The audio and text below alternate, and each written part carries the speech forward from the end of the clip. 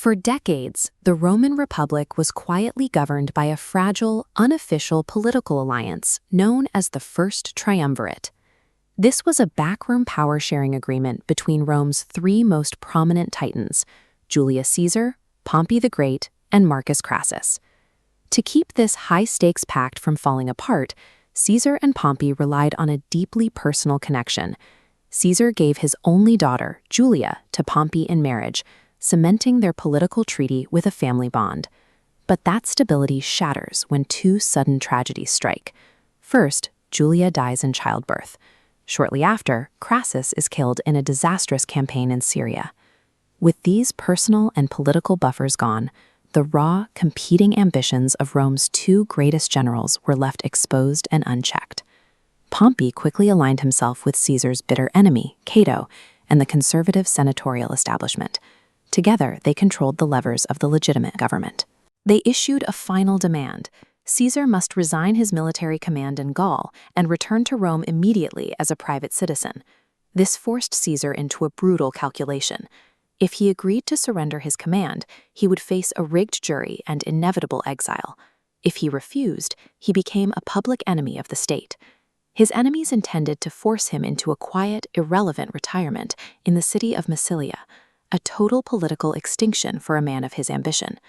By attempting to legally corner Caesar, the Senate inadvertently forced him to choose between his own survival and the survival of the Republic itself. Caesar responded with a brilliant countermove. He sent a hyper-submissive ultimatum offering to resign his commands, but only if Pompey agreed to do the same. When the Senate rejected this fair offer, Caesar could frame Pompey and the senators as the true aggressors who were actively choosing a civil war. Caesar relied on a singular, concentrated base of power. He used the vast wealth he had plundered from Gaul to buy political influence in Rome, and he commanded a fiercely loyal, battle-hardened Western army. Across the Mediterranean, Pompey's resources were massive. While Caesar was isolated, Pompey controlled the legitimate government, the Roman navy, and the East's vast manpower. His reach extended to furthest client states, including Numidia, Armenia, and Egypt. Mathematically, Pompey's global power base looked invincible against Caesar's single, isolated rebel army. The two forces clashed at Dyrrhachium, where Caesar launched a daring but disastrous offensive against Pompey's impregnable defensive lines.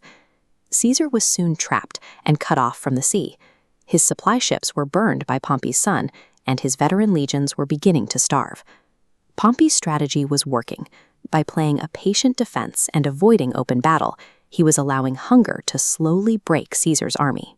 But the senatorial elites in Pompey's camp were growing restless. These arrogant politicians, tired of the delay, demanding a quick, glorious, and decisive battlefield victory. Yielding to this political pressure, Pompey committed his greatest blunder. He abandoned his winning starvation strategy to meet Caesar in an open, traditional battle. Pompey ultimately snatched defeat from the jaws of victory because he lacked the strength to ignore the political demands of his own allies. At the decisive Battle of Pharsalus, Caesar's desperate, hungry veterans managed to completely annihilate Pompey's much larger, disunited force. The defeat exposed a stark contrast between the two leaders. While Caesar's nature thrived on the edge of despair, Pompey's spirit broke under the pressure. In a final act of despondency, Pompey threw off his general's scarf, abandoned his leaderless army on the field, and fled toward Egypt. The victory triggered a massive social transformation in Italy. To reward his loyal soldiers and pay for the long war, Caesar began a sweeping, radical redistribution of property and wealth. The Senate's attempt to protect their ancient order through a legal trap backfired completely. By forcing a brilliant general to appeal to his army for his very life, they completely destroyed the ancient republic and guaranteed that Rome would henceforth be ruled by the absolute sword of a dictator.